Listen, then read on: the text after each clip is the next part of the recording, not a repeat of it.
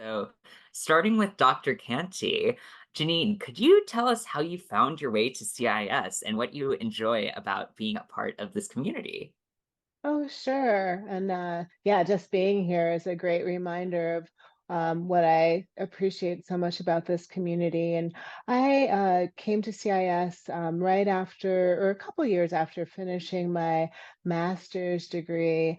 I was not at CIS at a different school, but I had been in the academic realms. I was already a faculty at another kind of alternative, more experiential school, and my Mm. master's advisor and another person both recommended CIS. And so I always pay attention. And I knew a little bit about CIS. And so I started the program and I did it, my PhD here in transformative learning and change. And so I would come back and forth for study. And it was just such a perfect fit and bringing a bunch of academic rigor in a way that I could actually weave together multiple fields and pursue my unique inquiry, Mm. and also to really be held by this beloved community and the spiritual underpinnings and just the mission fit with CIS. Fabulous, fabulous. Talia, could you talk about what your initial dream was when you started at CIS and how you stayed on that course or how it changed into a different path? Sure. Hi, everyone. And right off the bat, I just want to say if you hear anything in the background, it's my fur nephew snoring. So, yeah, when I started my doctoral journey, at the moment that I was searching for schools, I was actually in just a dire need to find a school because I didn't want to start paying my student loans. And I actually just searched online work to just start online, and CIS came up. And I remember Mm. reading the blurb for the Anthropology and Social Change uh, site, and I had never read of a program that every point that I read spoke to something that I wanted to do. And Mm. it was such an aha moment. I'm like, I don't know how I have to get in here, but I'm going to get to this goal. So I even remember going and speaking to Andre, and I was telling him, put me on a waiting list. I don't know what it is that I have to do, but I'm coming here. Thankfully, they accepted me. And so here I am as an alumni. As far as a dream, I mean, I don't know if I would call it a dream. I just know that my scholastic trajectory has always been about holding present and exploring the human condition.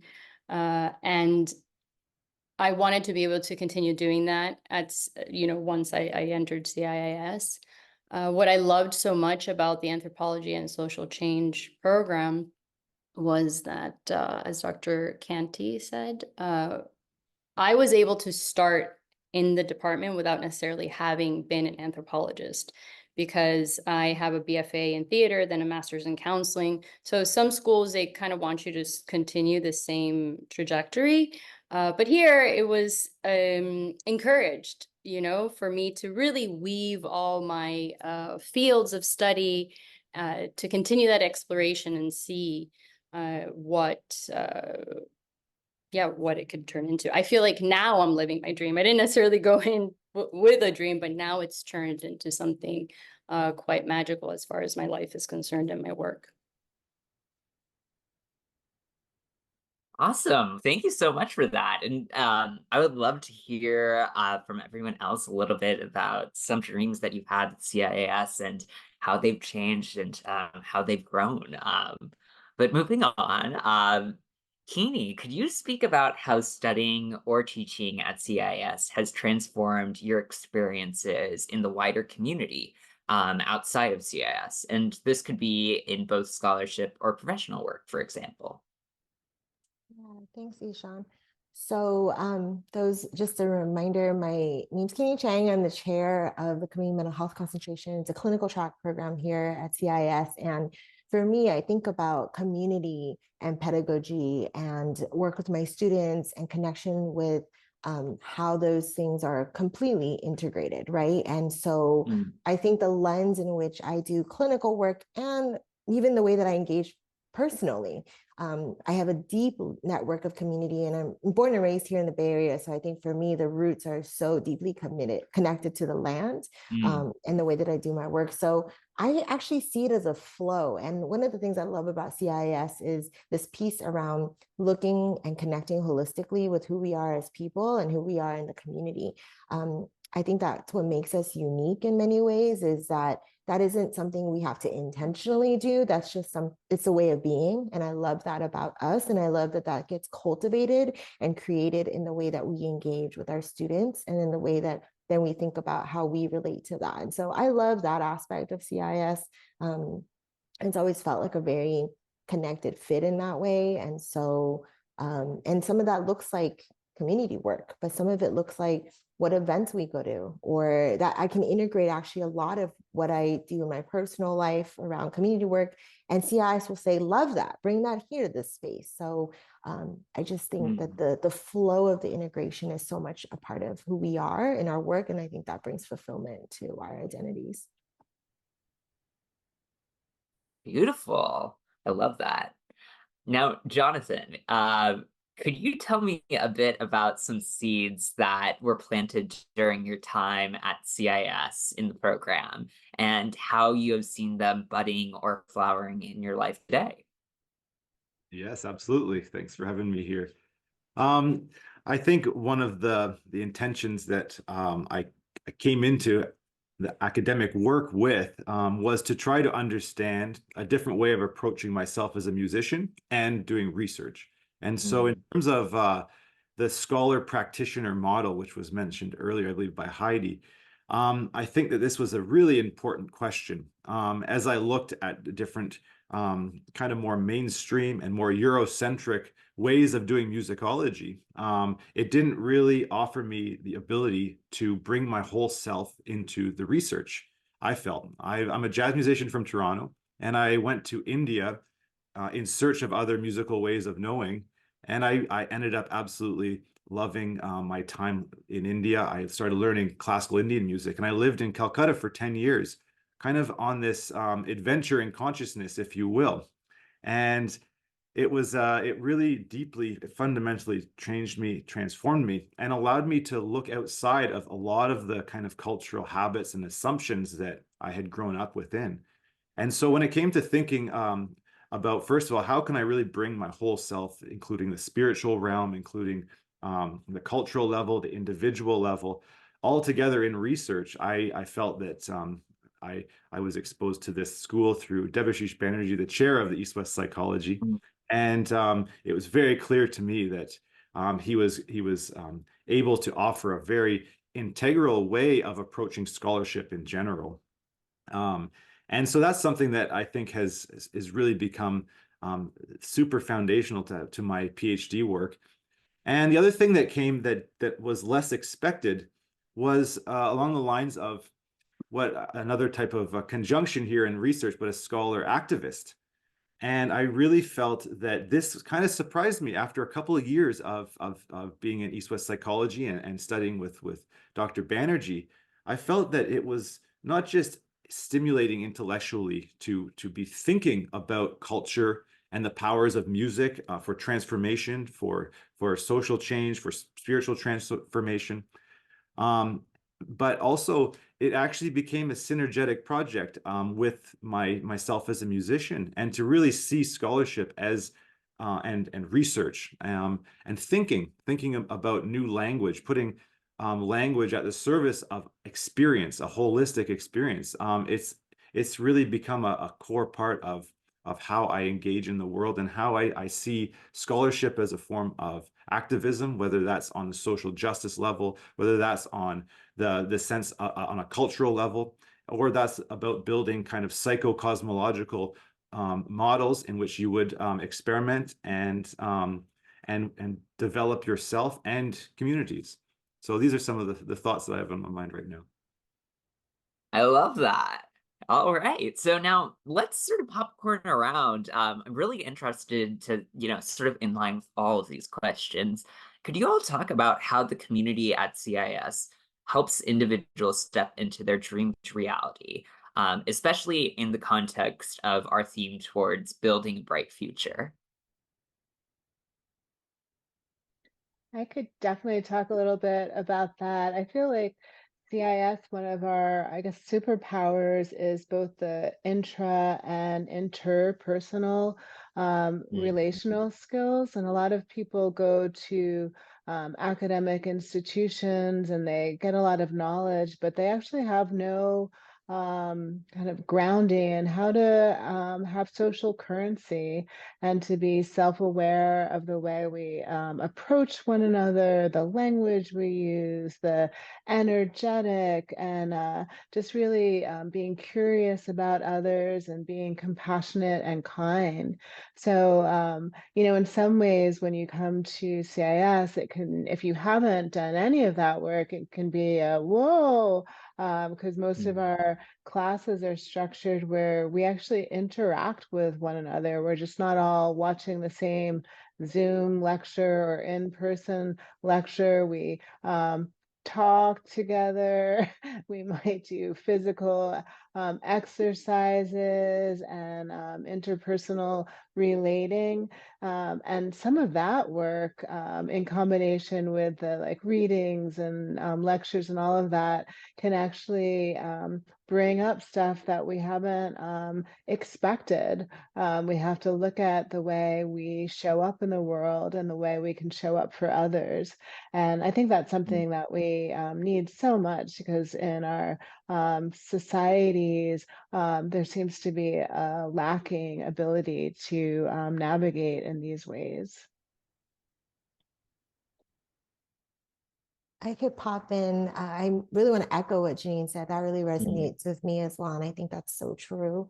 When I think about my role in leadership and the way that I set the tone and container for the way my students engage, I think the number one thing that I put in the forefront of my mind is how to maintain and build that connection of presence.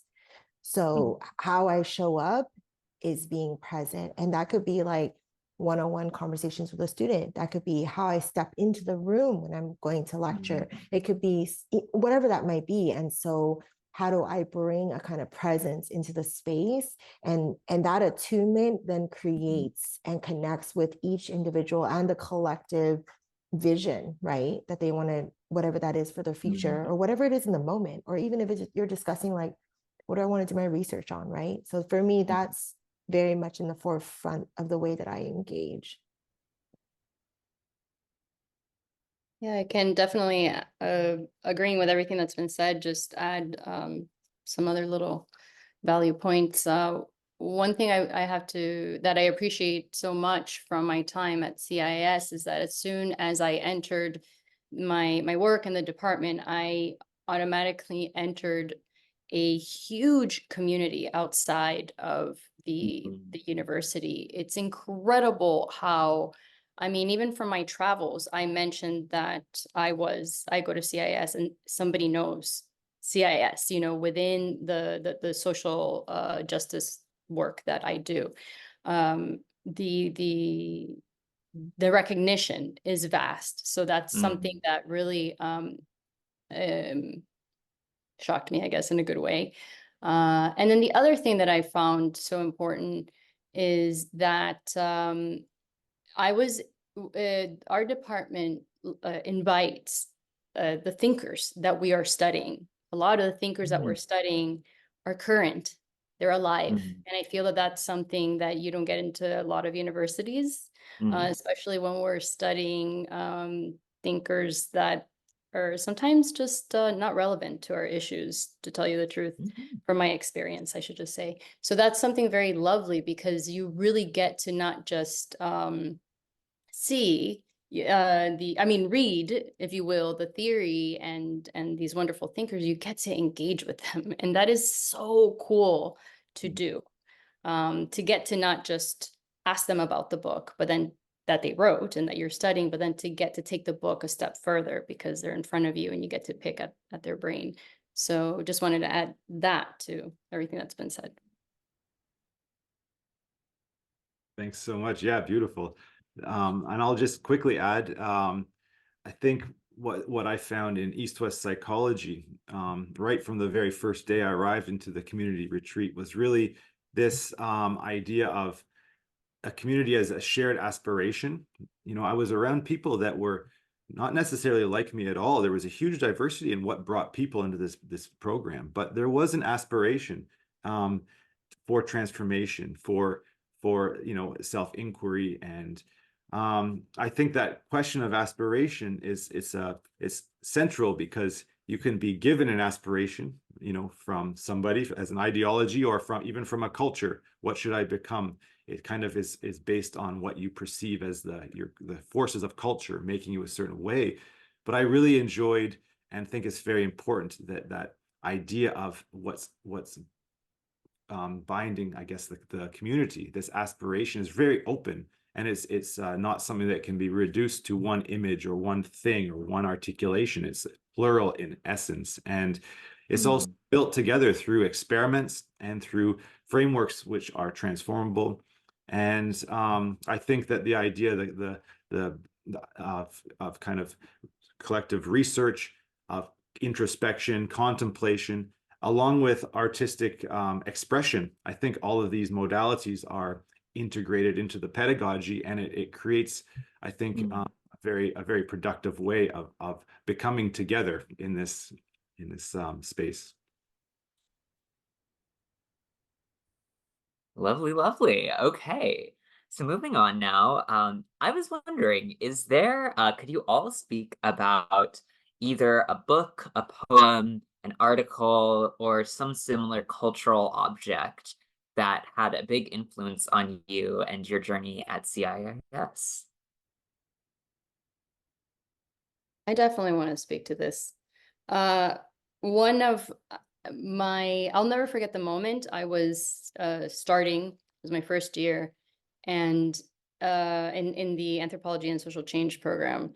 And there's an unlearning that happens in the department that's, I think it's central to your own process as an activist, scholar, researcher, however that may be. And I remember being in this class and just speaking about how sad I was that being an immigrant in this country, when I was younger, it was my accent was taken away from me. And a friend of mine said, "Oh, you have to read Gloria Anzaldúa." That was the first time I had ever read her. And I remember that from that moment on, Gloria Anzaldúa and all her work became my Bible, really. Not just because it informed my work and it informs my work, but it also informed my life. And I find that to be a very special experience that was afforded or was provided for me in this in my department and in this university. We don't, I feel, get to hold literature in that way, you know, have it be just not just for the scholarly piece and the research piece, but something that just helps you unravel in the world. And the book specifically is Light in the Dark, Luz en lo Oscuro by Gloria Anzaldúa, which became my seminal book in my research, but again, also I think my seminal book in life in general. So yeah. I love that. I can jump in, and I love that too. I actually don't have one book, but I have an example of how when I was a student, which was a couple of decades ago, because I've been a faculty here for quite a while, so I could say all the books in my classes, but I actually took a class years ago with Dr. Connie Jones, who's still here, and it was on Krishnamurti and heuristic inquiry. And I was also taking another class on synchronicity with Dr. Leslie Coombs, who's an emeritus professor, and also reading something by another emeritus professor, Dr. Brian Swim. And so I was reading about and studying, asking the question in my inquiry, why is love the answer? And it kind of relates to what Kini was saying with about flow, that often when we're and all of my work looks at ecological and social justice issues. So everything was culminating together with not only the readings, but the lived practice of working with an inquiry. And I remember during that class, I ended up in a restaurant in the Bay Area. I was here for a workshop, and I ran into I was having actually dinner with not only Brian Swim and some other folks, but then my professor, Connie Jones, happened to be in the other room, in the room of the, and so everything was just like, whoa, how is that happening? And that's kind of like the magic of CIS, is that we take and teach all of these different courses, and they just kind of fold into one another and spill out into our lived experience. So yeah. I'll pop in. I think one of the first things that comes to my mind is actually something that probably started 15, 20 years ago when I was talking about intergenerational trauma and resilience, and people would look at me like, what are you talking about? Right? And now this is, people talk about this all the time. And in some ways I'm like, oh, what a relief. And also, there's also an aspect of different views and different things that are coming up around it. And so in that trajectory and kind of moving into this space, there's been a lot of challenges with that, in being able to share this information, talk about it, connect with like-minded folks. And I think now it's really expanded. I started at CIS only like 8 months ago. I'm a pretty new faculty here. And when I was deciding what institution to go to, it wasn't an easy decision for me. And I think one of the things that stood out to me was CIIS's public programs and the individuals that they had speaking in our public programs. Folks like Dr. Joy DeGruy, folks like Resma Menachem, and their writing works, and the pivotal aspect of how they are in some ways at the forefront and also in the developing aspects. But Dr. Joy DeGruy really anchored in understanding, speaking to the larger group population of folks, really creating an access to this understanding of intergenerational trauma. And so what that told me was that CIS values and creates space and voice for that. And I said, I want to be a part of that. Like, I'm on board with that. And it felt like the trajectory in which the institution was going. And so it created space for me to continue championing work around decolonizing psychotherapy, really thinking about racialized trauma and how that shows up. And it's felt like an expansion for me, versus the world has sort of felt like a stifling of having to continue to push and speak. And it felt like the opposite, like there was an opening for that space. And so is part of how I showed up here and why some of those critical pieces of work really influence me. Thanks, Kini. I can just share a little bit about, I think the moment I really decided that from being a musician living in India and deciding to come back to the West, there was a kind of a tension in myself, a big question of like, how is it that I want to engage and build a life and be part of collectives as I move home again after doing my kind of studies in India. And I think that tension had to do with, knowing myself as a musician and the music industries, the music cultures that I was engaging with, whether it's jazz or raga music. I could really feel how that was transformative to me. And as I looked out into the world, into the globalized culture, I didn't necessarily know how I could fit into the industry that was really driving music and the way that people consume and listen and create music. And so I felt that, like, between these cultures and some of the ideals or some of the motivations that had given rise to these musics, I didn't understand how to bridge them in myself in terms of these traditions as opposed to how do we build a new future. And it was when I read Dr. Banerjee's book, The Seven Quartets of Becoming, which is about based on integral yoga, Sri Aurobindo's integral yoga, and it's his own experimental kind of praxis that was released under the title The Record of Yoga. And Dr. Banerjee did a deep study of this and presented it in a way that contextualized it, that was so resonant with me. And it really showed me the power of how is it you frame a question? How is it you engage with the problems that generate your life situation, the problematic of your life? I mean that in a productive sense and in a creative sense. And it really helped to bring two things that seemed to be quite far apart in reconciling.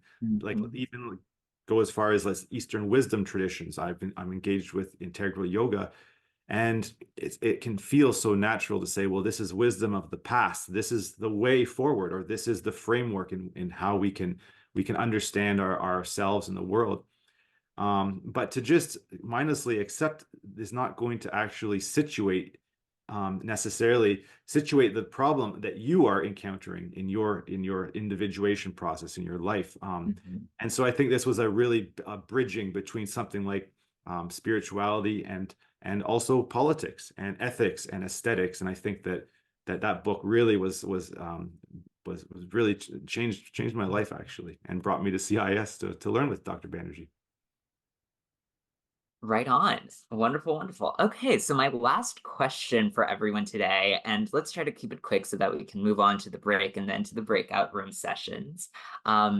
Could you all share just like one quick little piece of advice that you have for prospective students and applicants who are interested in CIIS? I can jump in. I always have something to say. I think just really remembering that, and one of my main field is eco-psychology, and one of the underpinnings there is that everyone under Western civilization or corporate globalized culture is traumatized. So all of us come to CIIS with some sort of challenge and something probably we want to focus on around healing that's related to the larger world. And so I think remembering that to come here with that focus of serving the greater whole, and knowing that we all come with different wounds and positionalities and challenges. And if we can always look to the bigger and keep that in context, that's where the flow starts. Mm-hmm.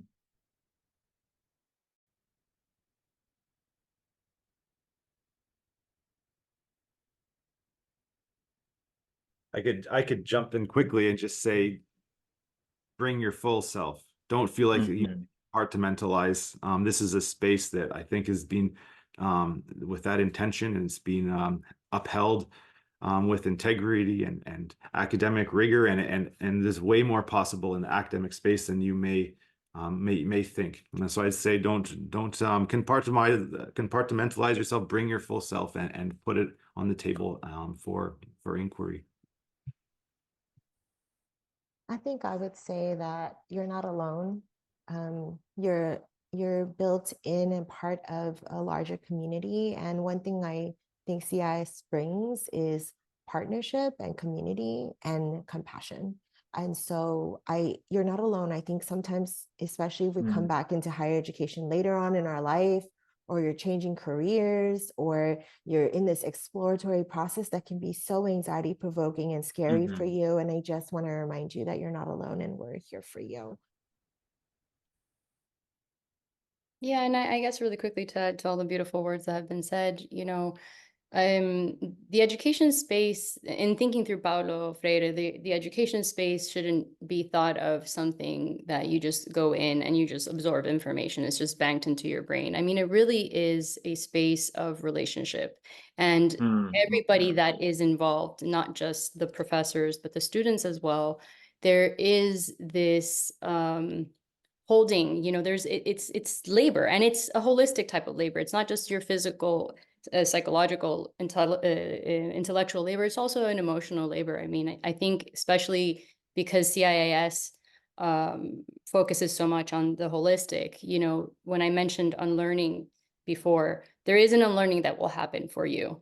And there is a space for that where you will have to hold yourself and hold others, you know, as that unlearning happens, and then you learn something in its place, if you will. So, you know, be ready to come into the education space to do that labor, and to also be to feel held, you know, and voice that. And yeah, I think that's all I can add for now. Wonderful. Well, thank you so much to all of you on the community panel today. We all really appreciate you being here and helping to answer some of those questions.